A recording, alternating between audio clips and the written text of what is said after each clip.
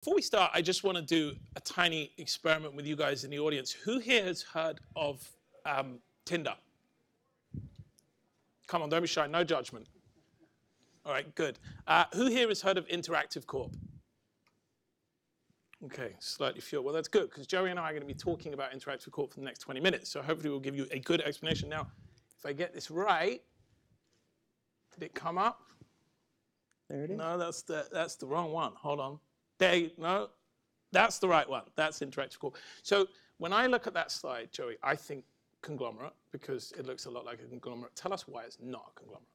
Yeah, most conglomerates only aggregate assets and try and have more and more different segments. IAC, over its history, actually, we call it the anti-conglomerate because we build businesses, we acquire businesses, we grow businesses, but we also have spun off. If you go back through IAC's history since the beginning, we've spun off 10 different companies, or what started as one IAC has turned into 10 different companies. And in the last, let's say, 10 years or so, I think we've spun off 6 companies. And our philosophy is we want to build these businesses, we want to grow these businesses, we want to make them great businesses, and we want to make them independent businesses when it makes sense. And that is, I think, different in the sense that we're not in the empire building, we're in the shareholder value creation business. Okay, all of that is fair, but the market still treats you like a conglomerate. You still trade at a discount to the sum of the parts. Does that bother you? Sure, I think it's frustrating. Maybe it's in some senses amusing, and it's an opportunity for us. I view it that way. I think long term, that's something that we'll overcome. I tell our shareholders and our employees and everybody all the time that the only thing that matters in growing this business, the only thing that matters in delivering value for shareholders over time is execution in the businesses. On top of that, we maintain the option to do things that can capture those discounts, whether it's share repurchases, whether it's share issuances, whether it's debt or dividends or things like that or spin-offs or split-offs or things like that allow us some tools to work with to address those discounts when we want to. But the only thing that ultimately matters is execution and consistent execution and telling that story consistently. And that's really what we focus on right now, and I believe the discount addresses itself over time. I believe it's possible to convert that discount to a premium. But there are some fundamental things as it relates to multi-business businesses that lead to discounts that may never be addressable. So part of what IAC's structure, you can see from the chart, 2 of our companies there, Match Group and Angie Home Services, are public companies. So IAC, as the parent, is a public company. Then Match is a public company. We own 81%. Angie is a public company. We own 87%, 85%. That combination is it allows people to invest in Match directly. It allows people to invest in Angie directly. And then what some shareholders say is, well, if I'm going to invest in everything, and I got to understand this, and I got to understand that, and I got to understand all these other things that aren't even public, I want a discount for that. But you're getting the other stuff for free. You do get it. You get it all for free. I think it's a pretty good deal. Now, you're also about to start breaking out the results of Vimeo and Dotdash separately. Is that a clear indication that one or both are going to be spun out as well? No, but I would love for them to be in a position to do it. I suppose it's a step in the right direction, but that doesn't mean it's on some fixed timeline. It doesn't mean it'll ever happen. But I do think it's a testament to Vimeo has reached a level of scale where we think it's worth breaking it out on its own, and Dotdash has reached a level of scale. Same story. So a big part of what you do when you talk about execution is obviously incubation, successfully growing these companies sort of under the IAC umbrella. But another big part of it is leadership and picking the right leaders for these businesses, either while they're still under the IAC thing or once they go public and you have the controlling stake. A lot of the time in tech, we see a real disconnect between the people who are sort of the visionaries who found these companies and the people who are good to actually take them on as leaders. You know, there are a lot of obvious examples. Uber, perhaps the most sort of the largest recent one. One of our famous alumni. There you go. Right. So I guess the question is, how do you go through that process? Like, how do you identify the right leaders for these businesses, and what are the qualities you look for? Sure. Look, talent is a huge factor for IAC and a big focus. And sometimes it is the founder, sometimes it isn't. There's certainly not a formula on that. Sometimes the right private company leader is also the right public company leader, and sometimes a change is necessary. What we look for consistently is ambition, really. trust, candor, transparency. Those are all things that are really important to us. But we are, when we're looking for leaders of these businesses, we want somebody with the biggest vision. If you've got a smaller vision, then the best you can do is succeed in that smaller vision. So we look for people with big vision, big ambition, big passion, and those are the people we give opportunities to. And the fun thing about that is we give those people opportunities kind of independent of their experience and independent of their age and independent of their background or education or any of those things. And we've got great examples of that. I mean, you mentioned Uber, which is the current CEO is Dara Khosrowshahi. Ex-IAC guy. Ex-IAC. He was the CFO of IAC. He was the CFO of IAC, and IAC was a big company then too. We spun some stuff up, but I think he was CFO of IAC at 30, 31, somewhere between 29 and 32 years old. Then went on to be CEO of Expedia at a young age, which became a big company, and of course now he's at Uber. I think I was a beneficiary of that program. Barry Diller, who started IAC, he got big opportunities from people at a young age. And those are the kinds of things you can find: ambition, talent, passion, excitement in people. And those things I think you can ride a lot better necessarily than experience. You can supplement those things with experience in other people or people around them. But you look for that ambition. And our view is we give people a chance. Many times it doesn't work out. That's okay too. We give them enough. We give them a chance. We give them enough space. And if it works, they run with it and they take more. And if it doesn't, that's okay too. I'm going to pull up the chart that is a nicer one about you. Here you go. So this is IC versus the S&P total shareholder returns, 5 years. You came in June 2015, so somewhere along that line. But as you can see, IC has done very well on a fairly long-term basis there. But moving on from the company, let's talk about data for a moment. We're at this, I suppose, interesting inflection point where there seems to be a real discussion around the value exchange that's happening between consumers and their data, and really what companies need to be doing in terms of responsibility and transparency as it relates to that. Is it too late to be having that discussion? Well, look, it's never too late. I do wish we had been having that discussion. I think everybody wishes we had been having that discussion a long time ago. And I think there were a lot of people who were trying to push that discussion a long time ago. But it took, as a lot of things do, some severe actions to force everybody internally and externally to pay attention to those things. And I think it's very good and very important that people are paying attention to those things. When we think about data, what we think is the most important thing is that the price to value exchange is both one that has a user's consent, but also passes the smell test. Consent can be a tricky thing in that because consent is fuzzy, because we as consumers, even people who are relatively tech savvy, they don't necessarily understand what they're giving up the whole time. Correct. And it's very hard to explain to somebody in a small set of words what they're giving up. So number one, you need to give control to consumers. But number two, it needs to pass the smell test. And it's pretty obvious, for example, Cambridge Analytica, that didn't. It was some personality test thing that had no real value to the consumer. In exchange for that, their data went a lot of places that consumer wouldn't have imagined. And when everyone realized that, they said, hold on, that's a big problem. I think a company can know that. Now, I'm not saying that happened intentionally. I think a lot of those things were accidents. But you need the operators of businesses have to be doing that price to value exchange on a valid basis. They have to be able to look themselves in the mirror. They have to be able to look their colleagues or their shareholders or their family in the mirror and say, we charged a fair price for this thing, and that price was a user's data, and that's okay. But people have to understand it, and it has to be fair. And when it is, I think that's okay. And when it's not, that's a really big problem. I mean, we generally favor subscription businesses. Which is a much more clear value. That's crystal clear. You pay $20 a month, you get access to this. All right. Boom. So let's using your smell test analogy. Let's say IAC is at the sort of Better Roses end. Let's say Cambridge Analytica is rotting fish. Where do Facebook sit on the spectrum? I think they're figuring that out, and I don't think they were doing it with bad intentions. Meaning, I don't think they said, let's see, how much we can extract from. But intentions aside, there is a responsibility that should come with yes, that. Yes, and I think that people didn't. That just a lot of people were surprised by what the power of that, including people internally, were surprised by the power of that platform and the extent to which misdeeds would or could be done, and that was a wake-up call for a lot of people. So it's perhaps possible that Facebook didn't even fully understand the price that they were charging. You could say that this data is okay, this value exchange is okay, but when that data can be used in this other weaponized way, then it became you gave up much more in ways that they didn't understand they were giving up. What do you make of the gyrations going on over there at the moment?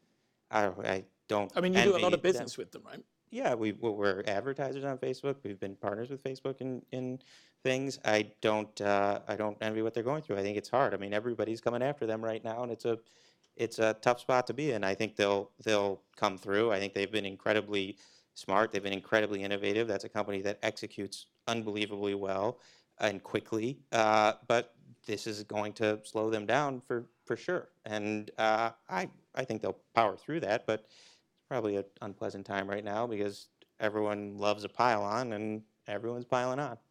Let's talk about another big relationship that IAC has, Google. Google, I know you're not going to want to be drawn on the monopoly question, but let me ask it a different way. Is it possible for any internet business to exist these days without advertising on Google? No, not a good one, I don't think. Look, if you're not advertising on Google, it depends on there are some businesses perhaps where it doesn't make sense, but if you're not advertising on Google, your competitors are, and you're just leaving space open for your competitors. So it is, some businesses don't advertise at all, I can understand that, but generally, advertising, if you're an advertising business, you should be advertising on Google. They have the greatest intent of audience of anybody, and that's a great platform to advertise, and people should be advertising. But isn't that too much power concentrated under one roof? It is a lot of power concentrated. Too much? I'll leave it to others to judge that, but Google is a kingmaker today. If they decide that this is the authority on diabetes, that's the authority on diabetes. And I don't think they're doing that with ill intentions, meaning trying to mislead making this up, the diabetes community or whatever. But that becomes the authority on that, and having now multiply that by every category in the world, globally, and that's a lot of responsibility in one algorithm to make those decisions on behalf of an audience that big. Okay. Let's talk about M&A for a moment. You said on a recent conference call that I listened to that it was time to be returning money to shareholders. What does that tell us about the current state of the M&A market and where things are priced? Look, we felt for a while, and even more so in the last couple of years, that things are expensive. Things are generally priced to perfection in the private market, and there's lots of capital chasing few things, and that's made us reasonably conservative on M&A. The areas where we've deployed capital, where we have a fundamental advantage, is in areas where we already have assets, and so we can be what we say the smartest people in the room, not because of IQ or whatever. We say we're the smartest people in the room because we know dating businesses better than anybody. We know home services businesses better than anybody, and so we can acquire those things smartly. In new categories, I think it's very hard because things are very expensive and everything is priced to take over the world, and not everything can take over the world. Plus, there's an extremely large amount of capital coming into the market in the form of like alternative. Sure, there's the SoftBank money and things like that. There's the hedge funds. Hedge funds used to trade in public stuff. Now all these hedge funds. There was the Saudi money, but that maybe has evaporated. That I think has become less attractive. But there's also the institutional investors who used to only invest in the public markets because things waited longer to go public. Those are all investing in the private markets too. So businesses can have access to things in the private market that they didn't previously, which is maintain control, get a lot of liquidity, still maintain almost all of the upside, and that makes sense to hold on to those businesses longer when there's so much capital with those kinds of terms associated with it. So this brings me nicely onto the dating business. I'm going to bring up my Tinder chart. There we go. In terms of M&A that you could do there's one very obvious target in the form of Bumble. Obviously, right now you guys are in some legal tussle with them. Would they make sense as an acquisition for IAC? Look, we look at everything in the dating category. We always have, and we always will. Sure, could it make sense at some point? Yeah, anything could. I think we're very comfortable competing. It's a very big market. There's plenty of competition in that market, and we'll continue to look at all of them, but I like the way we're operating right now. We just bought a business in New York, actually, called Hinge, that's growing phenomenally well, that's really focused on, it's everywhere, but it's really focused on coastal cities and doing very well in those markets. In regards to Tinder, and I pulled up this chart for a reason, because it shows, at least according to Bloomberg users, I'm not sure if that's a good cross-section anyway, but that Tinder is more casual, or at least is used as a more casual app for dating than a lot of people, than a lot of other apps. But we are at this moment in time where there's an urgent discussion really around relationships between men and women and between all kinds of different people. And I suppose to some extent that affects the dating industry and the online dating industry as part of that. What does Tinder and therefore what do IAC do to sort of stay in front of that? Okay, I think we have a lot of opportunity as a platform. We've so far been talking about platforms as forces for not good, but also all those platforms have been tremendous forces for good, and I think Tinder in this area and other IAC properties can be forces for good. So just think about the platform we have, the number of users who are coming into Tinder, the number of users who are interacting with each other in a dating or relationship capacity through our platforms. We can help educate people, and we can help educate people with data, in fact, with their data. So if somebody thinks it's a good idea to send a picture of their junk to somebody else, which surprisingly quite a lot of people think that's a very good idea, we can say, hey, not only is this like gross, we can say, doesn't work. Statistically, we can tell you that. No one's interested. There's a lot of downsides. No one's interested. We can guarantee you that. And it's not going to improve your odds and all that. So we recommend you keep that to yourself and you try a new tactic.